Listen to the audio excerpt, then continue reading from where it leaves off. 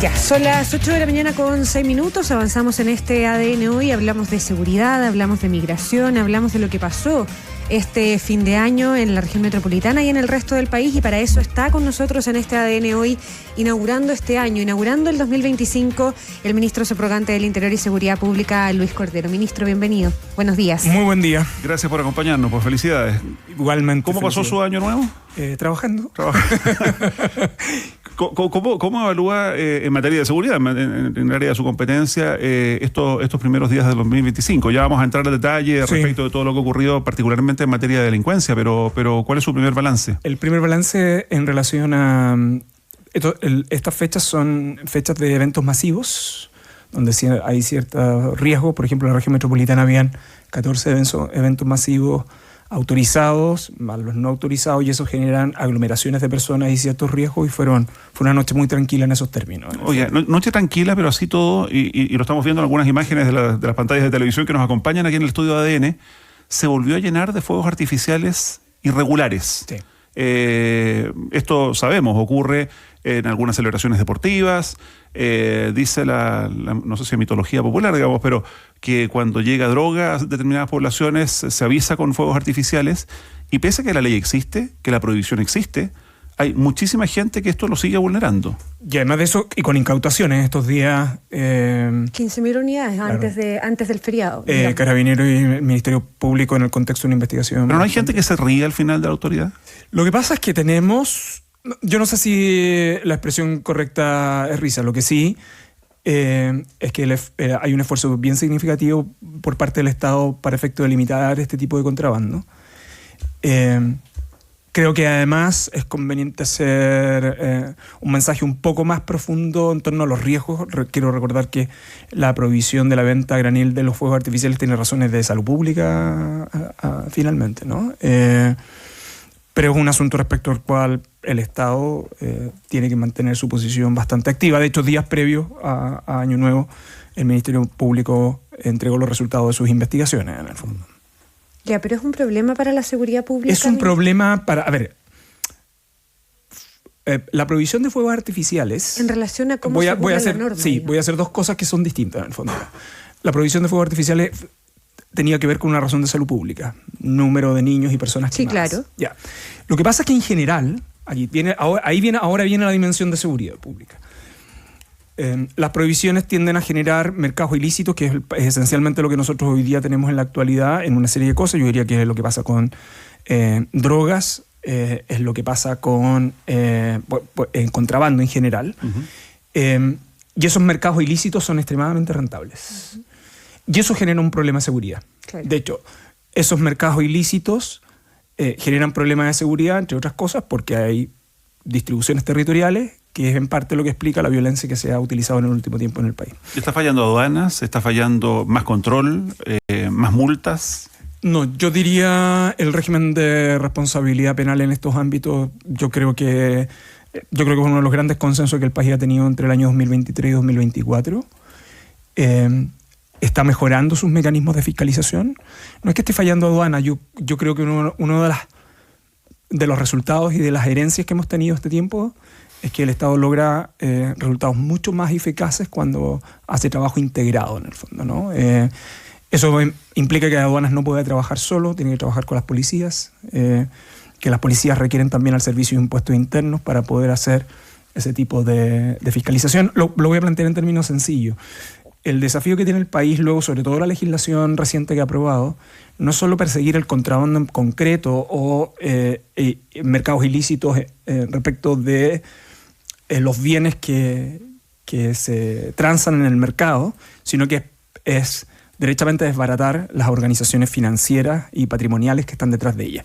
Yo creo que ese es el gran desafío que tiene el país. Nosotros hemos tenido la reforma de la ley del año 2023, el Ministerio Público está avanzando en ese sentido, las policías están sofisticando sus investigaciones, no simplemente para la incautación, sino que también para la red de financiamiento, y nosotros estamos obteniendo resultados, pero debiéramos obtener más resultados, esperando especialmente el año 2025 como un año de consolidación de esa estrategia de persecución penal y policial. Ministro Cordero, volviendo al inicio, hablábamos al principio de cómo estuvo la jornada fundamentalmente de Año Nuevo y el feriado de ayer, 1 de enero, en relación a los eventos masivos y en relación también a la seguridad en general. Pero el año 2024 terminó en la región metropolitana la última semana con una marca de 15 homicidios en cerca de 4 y 5 días, digamos, ¿no? Y eso vuelve a poner sobre la mesa un debate que en el fondo no desaparece, que es qué está pasando con esos homicidios. Y de ahí la derivada de cuestionar ciertos planes del gobierno para enfrentar la seguridad, particularmente el Calle Sin Violencia, que muy probablemente es el plan más emblema en esa materia. ¿Cómo puede ser que 15 homicidios ocurran solo en la región metropolitana en un margen de 4 o 5 días? Primero, yo creo que uno de los grandes... Yo creo que uno tiene que identificar cuáles son los logros que se han tenido, cuáles son los quiebres de tendencia que se han logrado, cuáles son las falencias que tenemos y cuáles son los desafíos para el año 2025. Yo creo que esa descomposición es necesaria fundamentalmente porque lo que primero las personas debieran saber es que nosotros veníamos una alza de delitos violentos muy significativas del año 2016, que tuvo una leve baja durante la pandemia, pero que luego se expandió sustancialmente. Los índices de violencia no solo se han manifestado en Chile, sino que en una buena cantidad de los países del mundo. Pero me quiero focalizar frente a esa crisis de violencia, cuál fue la reacción del Estado, no del gobierno, del Estado. Fue lograr un gran acuerdo transversal que lo que ha logrado es esencialmente una expansión legislativa como el país nunca había tenido hasta ahora en materia de seguridad. Esa es como yo diría que el año 2024 puede ser recordado como un año donde se abordó el tema de seguridad con visión de Estado, ¿no? Lo segundo, el índice de homicidios del país venía en aumento y yo creo que en el tema de homicidios uno tiene que hacer la descomposición. ¿Cuál es el indicador de homicidio? Porque siempre se estudia, porque es el delito más violento, afecta el bien más esencial. Pero dentro de los homicidios nosotros tenemos distintos tipos de homicidios. Uno, que están vinculados a riñas, pero otros que tienen que ver con reacciones circunstanciales, y la tercera que están vinculados a bandas u organizaciones criminales, que en el país aproximadamente está cerca del 40% de esos homicidios, pero lo que en el país sí ha aumentado, esto es bien importante, es el uso de armas de fuego. Y el uso de armas de fuego es el resultado de... ¿Cuál es el resultado?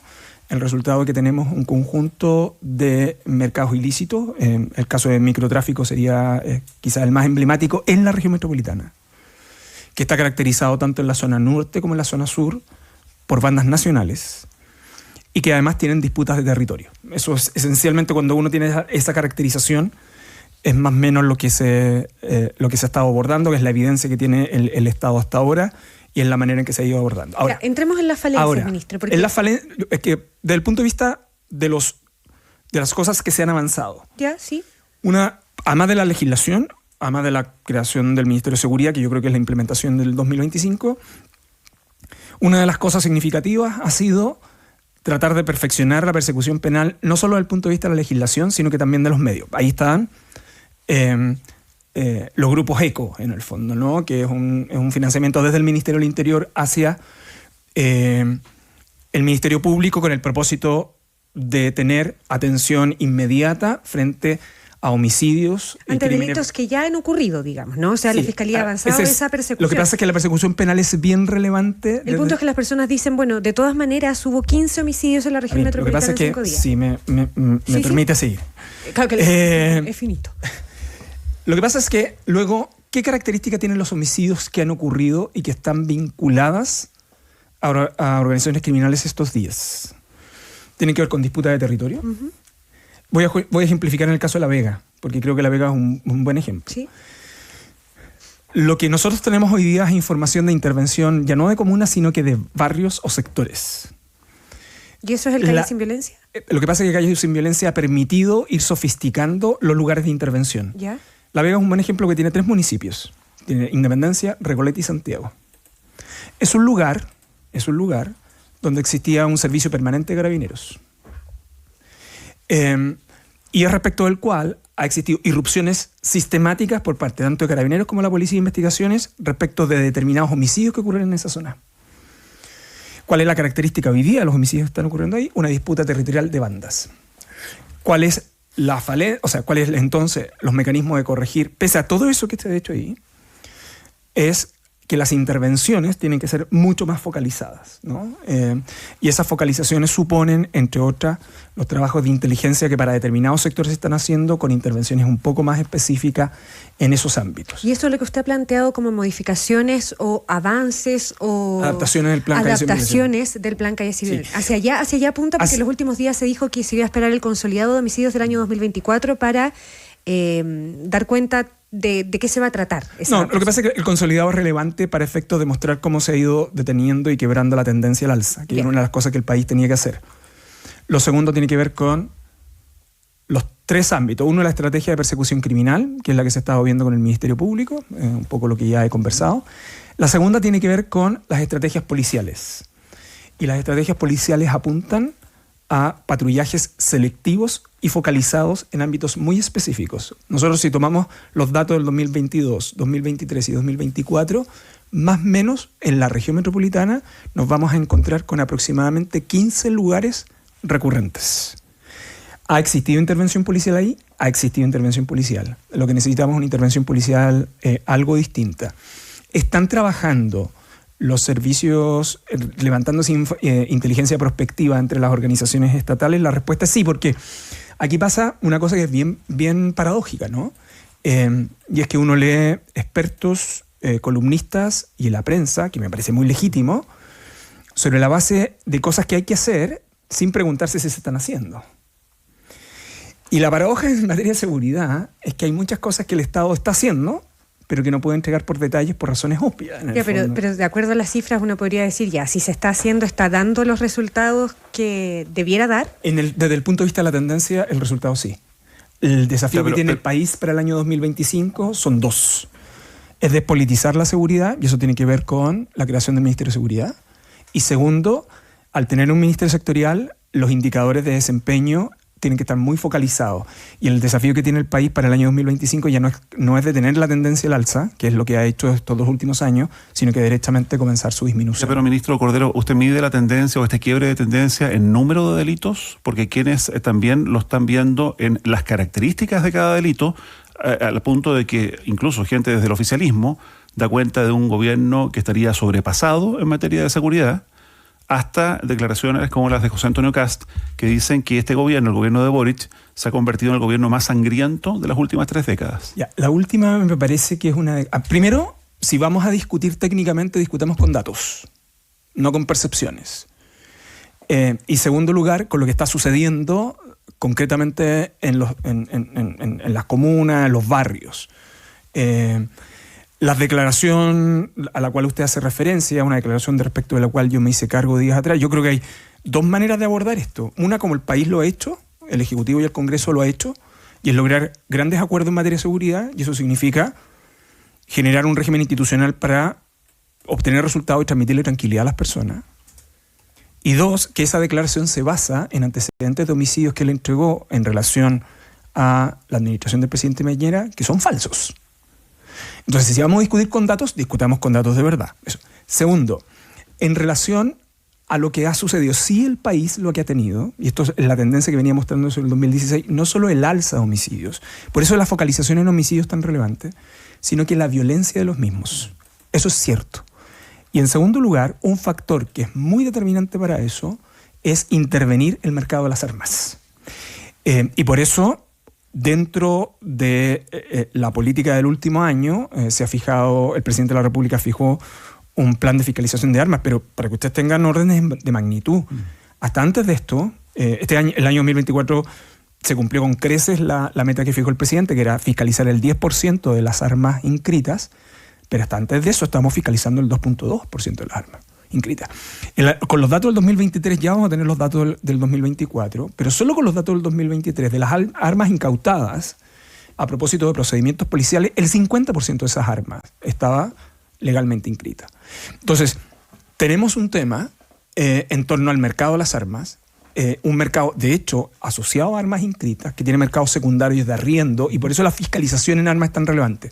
Entonces, no es solo reducir el número de homicidios, sino que qué tipo de homicidios es lo que se tienen que reducir, que son especialmente estos que están vinculados al uso de violencia de armas y que está muy asociado a la disputa territorial de bandas en la ciudad. Ministro Cordero, para avanzar a otros temas, porque también tenemos migración y otras varias cosas sobre la mesa, solo para terminar con el tema del plan Calle Sin Violencia fundamentalmente. En los últimos días han hablado muchos alcaldes, la alcaldesa Karina Delfino, que preside hoy día la organización que reúne a varios municipios, y lo que ponen sobre la mesa permanentemente es cuán posible es aumentar la dotación de carabineros, que eso aparece como fundamental, y lo segundo, terminar con lo que ellos llaman inequidad territorial en el tema de la dotación policial. Y siempre se pone el mismo ejemplo, una comuna de la zona poniente de Santiago versus Vitacura, por ejemplo, que tiene ocurrencias de delitos distintos y que tiene más carabineros que cualquier otra. Lo que pasa es que hay que hacer dos dimensiones distintas. Lo primero, ¿se puede aumentar la dotación de carabineros? Bueno, esta es una administración que no solo ha destinado la mayor cantidad de recursos que se han hecho en el último tiempo para carabineros, sino que además tiene el plan de expansión de la dotación policial que no se había tenido hasta ahora. ¿Y ese qué meta tiene? Y eso nosotros vamos a aumentar en 1.000, va a aumentar además los egresos en 800 por año, pero nosotros seguimos teniendo, ojo con las dotaciones, yo no puedo hablar de dotaciones específicas, entre otras cosas porque las dotaciones están protegidas por ley, tenemos sobre 60.000 y el país tiene que seguir creciendo en eso. Lo segundo, y esto es bien relevante, es que nosotros tenemos que hacer una distinción del funcionamiento operativo de las policías. Una es el funcionamiento de las policías a nivel territorial. Por ejemplo, cuánto es la dotación de la comisaría. Y otra cosa distinta es cuánto esas comisarías tienen respaldo de los servicios complementarios por parte de la policía que son relevantes. Lo voy a ejemplificar con lo siguiente. Los servicios que prestan las comisarías están muy focalizados al territorio, pero, por ejemplo, todos aquellos que están vinculados a la acción para intervenir en barrios donde queremos focalizar con Calle Sin Violencia se hacen con servicios policiales específicos adicionales al de las comisarías. No sé si me explico bien. Entonces, para mirar la distribución policial, uno no solo tiene que mirar la dotación por comisaría, sino que cuántos servicios policiales esa comuna está recibiendo. ¿Pero usted se hace cargo de que hay inequidad territorial en la distribución? ¿Y por qué eso se mantiene? No, sí, lo que pasa es que hay si uno mira en términos estáticos, esa afirmación es correcta. Si uno mira en términos dinámicos, es decir, cuántos servicios policiales, es lo que uno debiera ir conversando con los alcaldes. Las próximas semanas nosotros tenemos reuniones con ellos. Es bien relevante además cómo se complementan otros factores, que es el rol, por un lado, de la seguridad privada. La seguridad privada puede ayudar, pero también puede sumar probablemente mayores intervenciones policiales, y también el trabajo con los municipios, porque además esto es un tema de escala en el fondo. Lo ejemplifico con lo siguiente. En el caso de los barrios que van a intervenir focalizadamente a propósito de determinados sectores que son muy violentos en materia de homicidio, esa es una decisión de intervención que se hace en ese barrio más que en la comuna, en el fondo, ¿no? Y por eso yo creo que hay que ir distinguiendo los desafíos que tiene la policía a nivel territorial de aquellos que son más estructurales y que requieren el complemento de servicios especializados.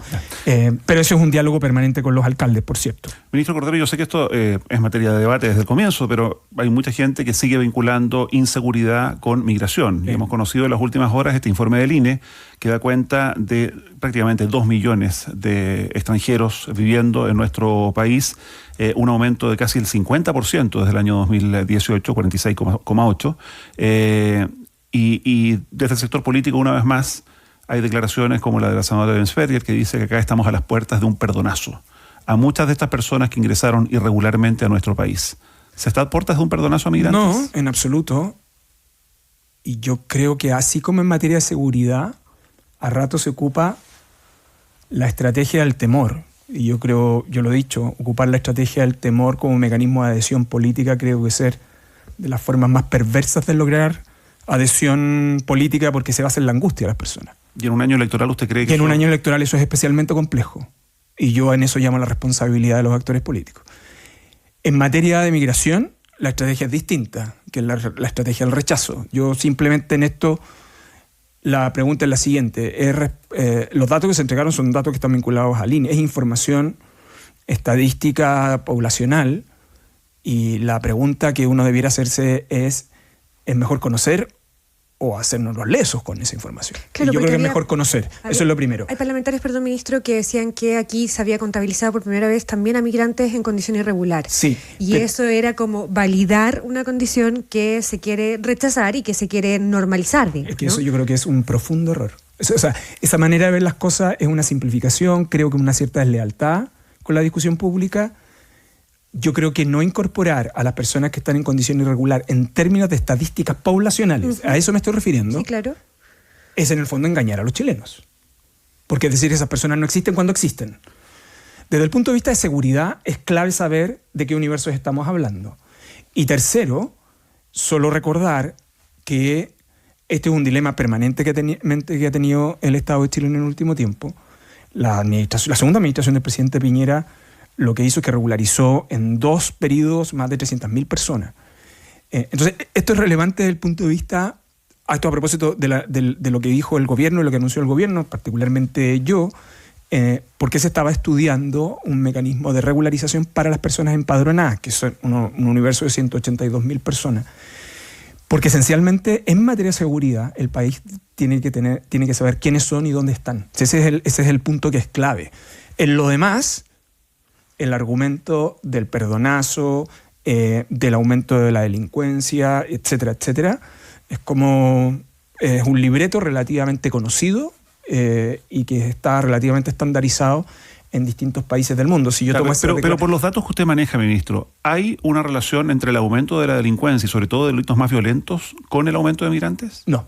Los datos que nosotros... ¿Hay migrantes comprometidos en delitos violentos? Sí. Hay determinado tipo de delito que cometen los migrantes que no estaban en presencia de la delincuencia nacional. Sí. Por ejemplo, extorsiones. Todos los delitos parasitarios, aquellos que están vinculados a trata de personas, es un delito muy focalizado en personas de nacionalidad extranjera. El victimario y las víctimas. Ojo. Los delitos de extorsión son habitualmente, se expandieron a partir de ahí. Todo lo que tiene que ver en el último tiempo con disputas territoriales en el sector, en la región metropolitana, en la zona norte y la zona sur, siguen siendo bandas nacionales, además que tienen su origen en clanes familiares que son históricos en esos barrios. Entonces, ya hay otro dato que es relevante. El 15% de la población penal hoy día en recintos penitenciarios es de nacionalidad extranjera y mayoritariamente está vinculada a la ley de drogas, en el fondo, microtráfico, etc. Entonces, desde el punto de vista, esos son los datos. Que implique una correlación directa entre uno y otro, la verdad es que no. Lo que sí es que en determinados tipos de delitos sí ha tenido un impacto. Ministro, usted decía que aquí no hay perdonazo, lo viene diciendo desde el principio, desde que plantea esta posibilidad de la regularización. ¿La regularización va a ir sí o sí? Al término de este gobierno van a estar esos 182.000 migrantes o ese universo, porque usted ya sacó a varios de ese universo, a un centenar por lo pronto, sí, a propósito de antecedentes penales, pero esa regularización de quienes se empadronaron, ¿va a ir sí o sí durante este gobierno? Lo que nosotros tenemos que, luego de la ronda de conversaciones y además una vez que nosotros mostremos bien los datos de descomposición interna, lo que eventualmente se podría avanzar es en la regulación del procedimiento para la postulación. Ese es el punto. Para la postulación, esto no opera de pleno derecho por una resolución administrativa. Se regula un procedimiento respecto a los cuales las personas que están en ese universo de las 182.000 tienen que postular y acreditar el conjunto de antecedentes que se les requieren. ¿Y eso sí va a pasar en este gobierno? La decisión sobre iniciar el procedimiento es una decisión que el gobierno va a informar durante el primer semestre de este año. ¿Qué futuro tienen? El 92% de esas personas son de nacionalidad venezolana. Ojo, que yo creo que no es menor. ¿Qué influencia puede tener lo que va a pasar en un par de días más cuando Maduro asuma de nuevo en Venezuela, con toda la incertidumbre que eso significa? La incertidumbre en América Latina en general. Porque hay quienes dicen que va a llegar Edmundo González de todas maneras, el líder de la oposición. En los asuntos de relaciones exteriores yo no me puedo pronunciar. Instalo en el escenario de incertidumbre. En el escenario, en general, respecto de las autoridades, porque además en la región se ha producido un gran consenso de que el combate contra organizaciones criminales es un tema que requiere concierto de los países, sí, al igual que el tema de migración. Hay una inquietud, en general, en la región de 2 dimensiones. Una, la decisión de la nueva administración del gobierno americano, particularmente por el impacto que tiene en México, y de eso hacia Centroamérica. Y en segundo lugar, el efecto que puede tener respecto de una nueva diáspora la asunción, el nuevo periodo de Maduro. Ya, lo que le iba a preguntar, ministro, ¿qué futuro tiene o qué posibilidad hay de que en el futuro, valga toda la redundancia, se firmen acuerdos como lo que se firmó con Bolivia en materia de migración, sí, de expulsiones, de contrabando? Porque uno dice, bueno, sin Venezuela, cuando el 92% de quienes se empadronaron son venezolanos, vienen desde ese país, sin un acuerdo parecido con Venezuela, bien pocas expectativas hay en esa línea. Perú ha sido muy enfático en el cierre de sus fronteras, incluso ¿se puede avanzar desde Chile con los países latinoamericanos en acuerdos que permitan controlar en conjunto la migración? A ver, primero, para abordar los ilícitos fronterizos se ha avanzado bastante. Yeah. Yo creo que lo que faltaba era el trabajo con Bolivia. Cuando vino el ministro del Castillo, el ministro de Gobierno, que estuvo acá para la suscripción, creo que sus palabras lo dicen mejor que nadie. Lo dijo de un modo muy gráfico. Dijo, si los malos se organizan como los países, no nos vamos a organizar para esto. Y tomaron bastantes meses esta conversación con Bolivia. Y yo creo que es fruto de lo que explica que solo el trabajo colaborativo en la frontera es posible resolver estos problemas. Ahora, cada uno de los países tiene realidades distintas desde el punto de vista del número de personas que migran y del control de su frontera. En el caso de Perú, los trabajos de cooperación policial, fundamentalmente para desbaratar bandas, ha sido muy exitoso, al igual que con Colombia. Pero las dimensiones que tienen los distintos países de América Latina con distintos volúmenes de migración, la preocupación central sigue estando en esos volúmenes, pero sobre todo por los impactos en materia de seguridad. ¿Y en la colaboración policial con Venezuela hay algún tipo de colaboración? Hoy día no hay embajada de Venezuela en Chile, no hay embajador chileno en Venezuela, y la gran cantidad de migrantes que han llegado a Chile en el último tiempo son... Sí, pero yo ahí tendría mucho cuidado en hacer vínculo de seguridad migración o seguridad... No, se lo pregunto aparte. ¿Hay colaboración policial con Venezuela? Los ministerios públicos tienen esos contactos. Los demás es un problema que tenemos en la región. Ahora, el resto de la región ha tenido colaboración. Y en esto lo que voy a decir, creo que quiero ser bien responsable, porque yo no estoy asignándole responsabilidad a la administración del presidente Piñera. La administración del presidente Piñera enfrentó una realidad que tenía que abordar nomás. Pero los líderes más importantes de organizaciones criminales en Chile ingresaron en el año 2018 regularmente y obtuvieron visa en Chile. Los dos que han sido objeto de extradición, tanto de Colombia como de Costa Rica, ingresaron a Chile regularmente y tenían visa. O sea, buena parte de los líderes de esas organizaciones han abandonado el país producto de la estrategia de persecución penal del Ministerio Público. Por eso la colaboración entre los países es tan relevante para obtener sus extradiciones. Lo que quiero decir es que el fenómeno ha ido mutando muy significativamente del 2018 hasta ahora. Y yo creo que asumirlo con responsabilidad y con transparencia de la información es la única forma de poder abordarlo bien, creo yo. Ministro Cordero, en un par de días más, el 11 de enero, usted va a cumplir 2 años en el gobierno. Sí. Como ministro de Justicia, en una circunstancia bien especial, hoy subsecretario del Interior, hoy día como ministro subrogante. Cuando se hace el balance, ya que estamos en este cambio de año, con balances y proyectos, ¿cuál diría usted que va a ser el legado de este gobierno? Porque desde la oposición hablan del gobierno de menor crecimiento económico, desde el regreso a la democracia, ya hablábamos del tema de la violencia. ¿Cuál va a ser el legado de este gobierno? Bueno, yo creo que, como ha dicho el presidente, al gobierno todavía le queda un año para seguir gestionando el Estado, pero uno de los grandes desafíos que enfrentó esta administración cuando asumió, en un conjunto de inconvenientes, de problemas, y el país ha logrado su normalización. Y yo creo que aunque a algunos les guste exacerbar, ¿no?, la disidencia, el desacuerdo, durante esta administración, yo creo que hay acuerdos transversales muy significativos para el país. Yo sé que la seguridad es un espacio que se ha transformado en disputa política y creo que tenemos que acostumbrarnos a profesionalizar más esa discusión. Y ahí la importancia de la implementación del Ministerio de Seguridad. Pero en materia de seguridad, este país ha logrado acuerdos que eran sencillamente imposibles hace algunos años atrás. Y a veces, creo yo, valorar la normalización y sobre todo la disposición a acuerdos en contextos de tanta crispación, creo que es un activo en sí mismo.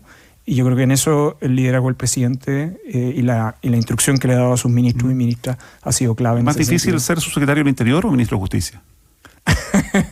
Desde el punto de vista de carga laboral, tengo mucho mayor carga laboral como subsecretario del Interior. Sí. ¿Y le gustaría ser ministro de Seguridad Pública? No, o sea, primero son cargos de exclusiva confianza del presidente. Si le gustaría, ministro. Yo ya fui ministro y le quiero decir que yo me siento, cuando me vaya al gobierno, me voy a sentir muy orgulloso de haber servido en 2 cargos al país. Ministro Cordero, una última cosa, al menos de mi parte, lo que tiene que ver con la investigación de gastos reservados. Hay una investigación penal abierta por la Fiscalía en relación al uso de esos gastos reservados del ex subsecretario Manuel Monsalve, pero también hay una solicitud hecha por el propio gobierno de Contraloría, que ha tenido algunas diligencias en el mismo Palacio de la Moneda. ¿Qué novedades hay en relación a eso?